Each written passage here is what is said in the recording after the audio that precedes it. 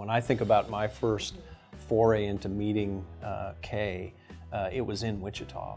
But it wasn't long after that that I realized, while I maybe saw and met her initially in Wichita, everywhere I went, there was Kay. Kay Brada's love and support of all Jayhawks began early in life. Mom and Dad brought us up here. We came to football games. I remember my father was an ATO, and we got to go to the ATO house and have lunch until we were in high school. And that ceased. My father took my sister and myself to a lot of sporting events, mainly because he wanted us as women to know the rules. So one of my first memories is going to Hoke Auditorium to watch them play basketball. And Paul Gallen was coach. And there was this cute little girl with red hair that sat behind me, and it was Judy Allen Morris. And so she and I still talk about the days of Hoke Auditorium and watching basketball there. Kay's father, Arthur Crom, was a 1930 KU graduate who led the Alumni Association as president from 1959 to 1960.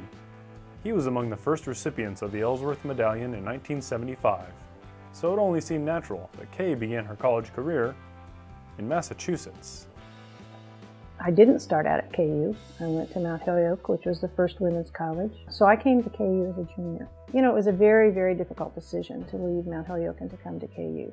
Not that it was difficult to come to KU, it was just I was leaving where I had been in school and my friends and all.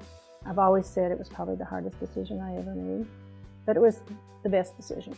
At Mount Holyoke, we were taught to be uncommon women. We were taught to go out and seek other options than what were normally allowed for women. So I thought about that, and then I thought, well, you know, I've been 7 years in a girls' school, and I don't think the world's made up of just women. So I need to get out and go to school where I can compete with men as well as women. Kay's return to Lawrence strengthened her Jayhawk spirit, which has guided her in numerous volunteer efforts for decades. After hosting KU events in numerous places as she and Don moved for his career, she served on the Alumni Association's national board in the 1980s. She was passionate about student recruitment, urging KU to improve its efforts. She didn't ever hesitate to speak up, but she was a good listener too.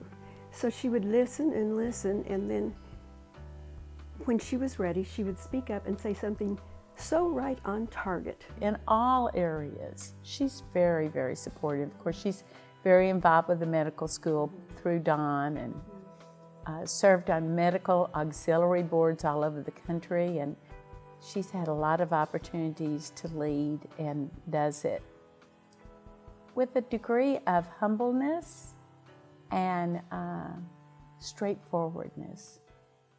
Kay's leadership has been a key part of KU's presence across our great state. She organized the Kansas Honors Program and other events in Hutchinson. After the Bradas moved to Wichita, she continued as a KU ambassador, serving on the 4 Wichita board for the medical school. She has assisted KU in multiple ways for KU Endowment, the Dole Institute of Politics, as well as her sorority, Pi Beta Phi. She had the ability to interact and have meaningful conversations with people of all ages, and I think that is a real talent. I think that's the thing that we have found about moving back to Lawrence that is the very best, is being able to be involved with young people.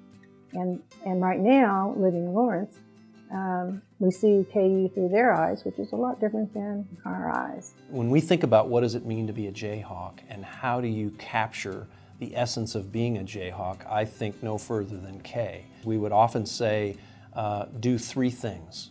To really demonstrate that you get it and you're a part of the Jayhawk family, first and foremost, become a member of the KU Alumni Association and be a sustaining member of that. Number 2, pick that area within KU, or in Kay's case, areas, plural, that really resonated with you, and be a donor to that area in whatever capacity you're capable of.